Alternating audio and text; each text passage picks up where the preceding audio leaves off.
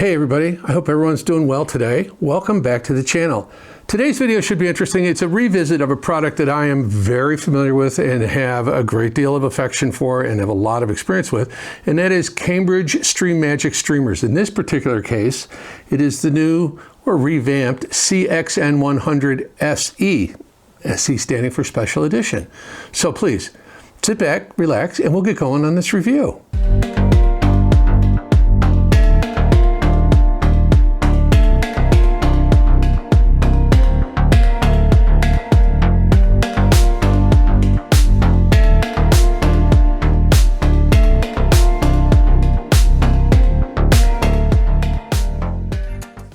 Well, before we get started, big shout out to our good friend Kevin Mall at Skylabs Audio in Des Moines, Iowa. Skylabs is a factory authorized Cambridge reseller, and Kevin can ship the product in the contiguous 48 states, no problem. So if you're interested in purchasing one, there will be a Skylabs affiliate link in the pinned comment and in the video description. So what is the CXN100 SE? Well, it is basically a black CXN100. If it looks familiar, it is, because under the hood, they're absolutely identical and the price is the same. I think maybe they're introducing this, just the black edition as a special edition for a limited amount of time. I don't know if there's going to be any other Cambridge products released in the black finish. Maybe they're going to make a transition from their, kind of gunmetal gray to a black finish. I don't know. But anyway, under the hood, this is exactly the same as the CXN100, and you know what? That's not a bad thing. What I will do is I will put some specifications on a separate page, and they will be accompanied by some lovely incidental music.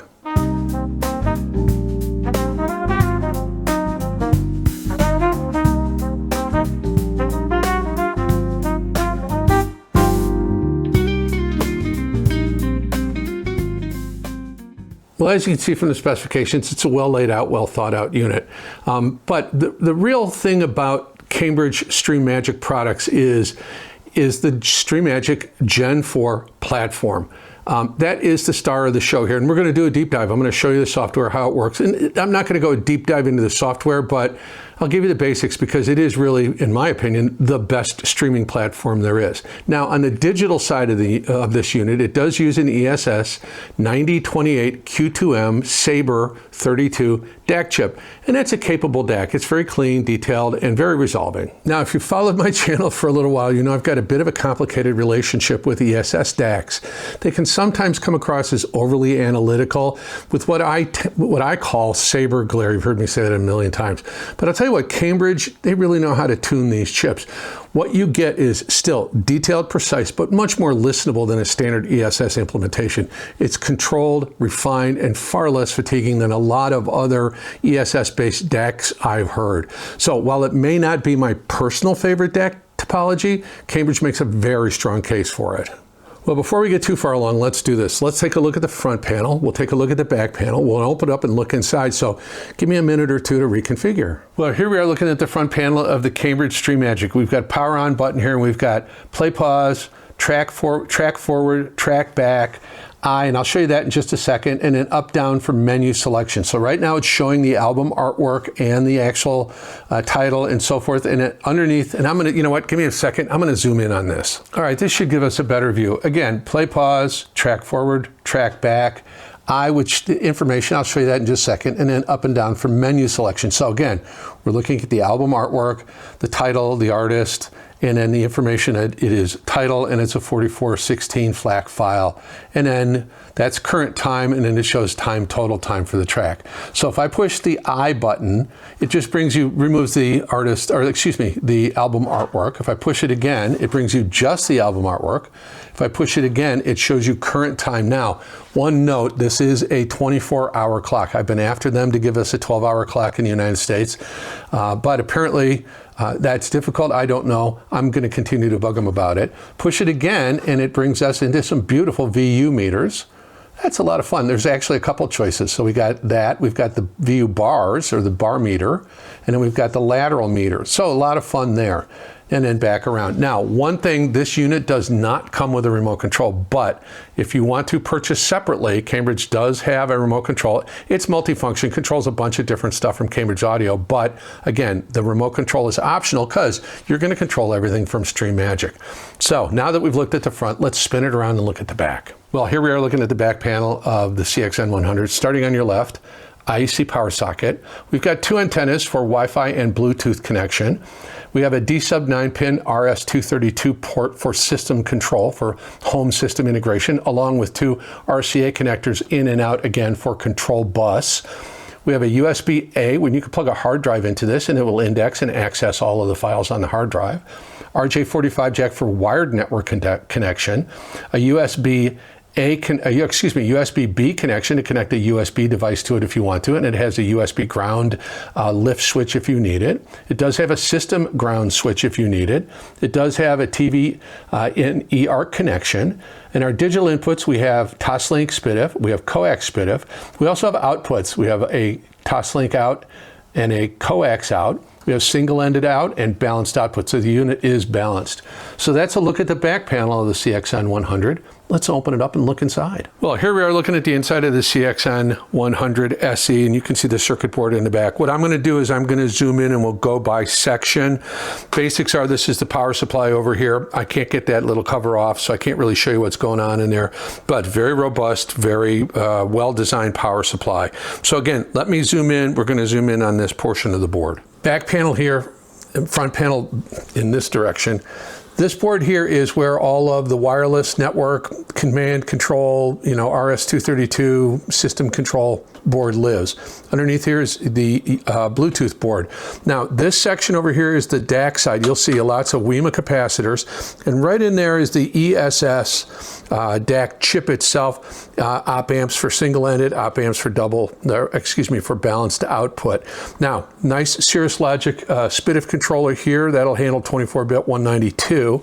Now, the StreamMagic engine lives under here, and I cheated a little bit. I went ahead and took the cover off, and I'll show you what's going on in there. This is where Linux runs. This is where all of the magic happens. So we've got some NAND memory chips there. We've got obviously a wireless input from the network so that we can get our obviously data stream into it. Again, this is running Linux, not Android.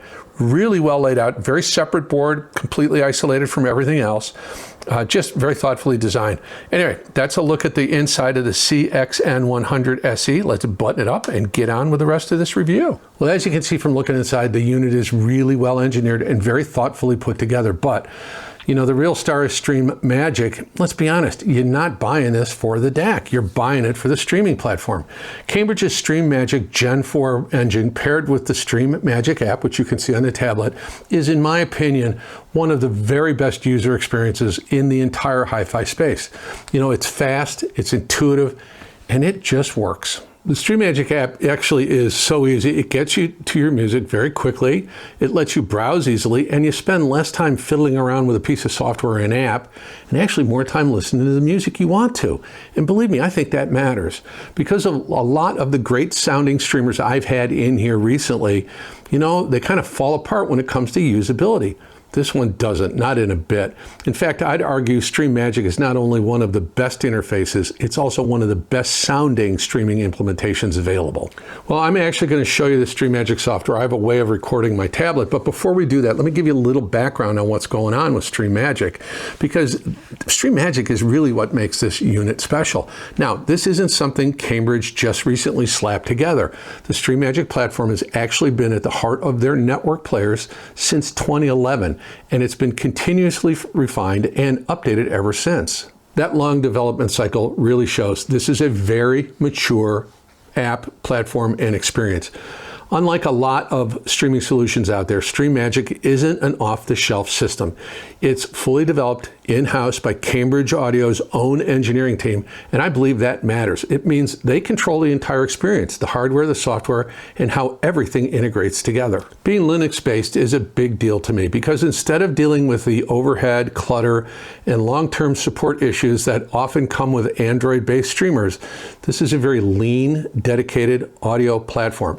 It boots fast, it's stable, and it's built specifically for one job: and that's to play music well.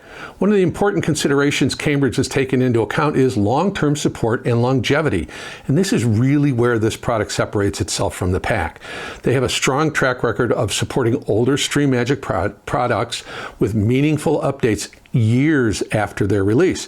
For example, they've continued rolling out new features like expanded streaming support to older generation StreamMagic devices well after their original launch. Well, that long-term support is not common in the streaming space.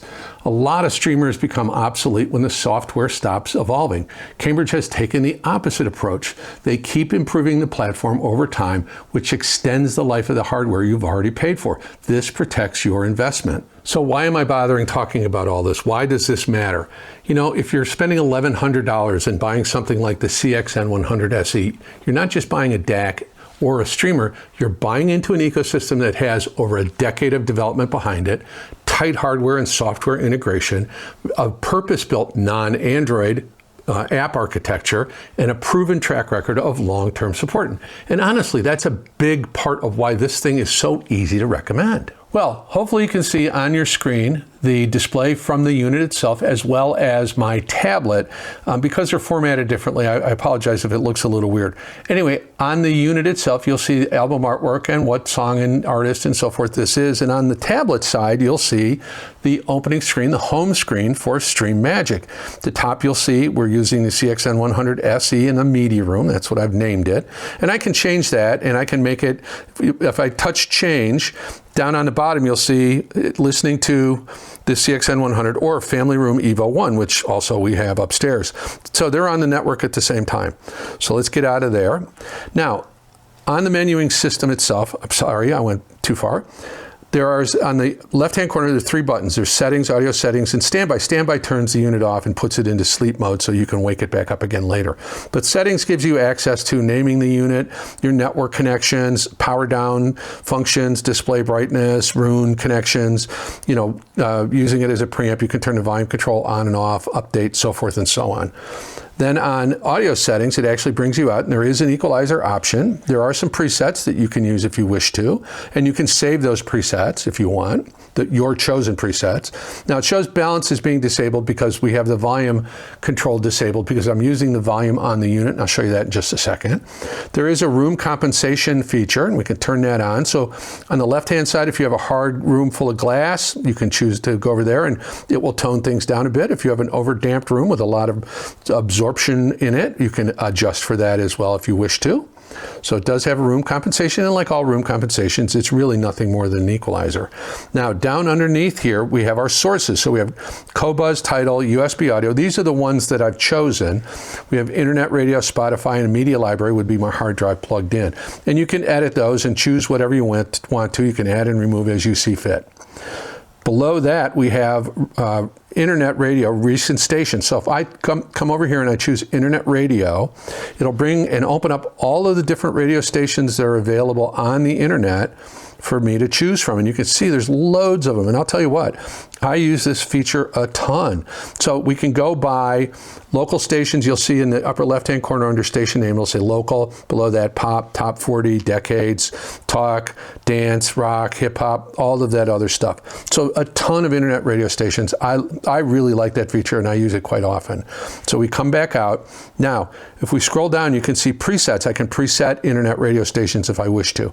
Now, as you can see popping up, it's showing what's playing, and we're actually playing the internet radio station. So we come back out, and that shows on the bottom. Now, I keep touching it. Down on it, actually this has gesture control. So down along the bottom, you'll see home, library, radio, and more. So if I touch library, it brings me out to, if I touch it a second time, my different libraries. So I've got Tidal, Qobuz, Deezer, I don't have an account, Amazon, I don't use, but then it shows USB drives as an option. So if I go to Tidal, it brings up all the things we're familiar in seeing in Tidal and all the Tidal headings. So I can go down through all the Tidal stuff, and it gives you the search options and the algorithm and everything else. But if I go to my collection, it'll bring up my stuff. So my playlists, my albums, my tracks, my artists. So if we go to playlists, and I can see all of them there, or I can do it this way and show big icons. So that was in the upper right-hand corner. So I can show a list with the album art from the playlist, or I can show large icons. So if I go to Old Guy Test Tracks Volume 2, it brings up all those tracks. We can pick one, and it will play. And down on the bottom, it'll pop up a window at the bottom of the screen showing the unit. Now, if I touch that, showing the unit, showing the track. If I touch that, it brings up all the album art and everything else. And if I swipe to the left, there's my volume control, but it is disabled. So I can use volume there, or I can use volume from something else if I wish to. So I can use the volume control on the unit, by the way. So I have the option of skipping, so forth. And then up here, I can come and I can bring up the queue. So there's 83 items in the queue. And if I want to jump ahead, I can, and play this track, which will then pop up. So it'll go back to it, and there we are playing Tubular Bells.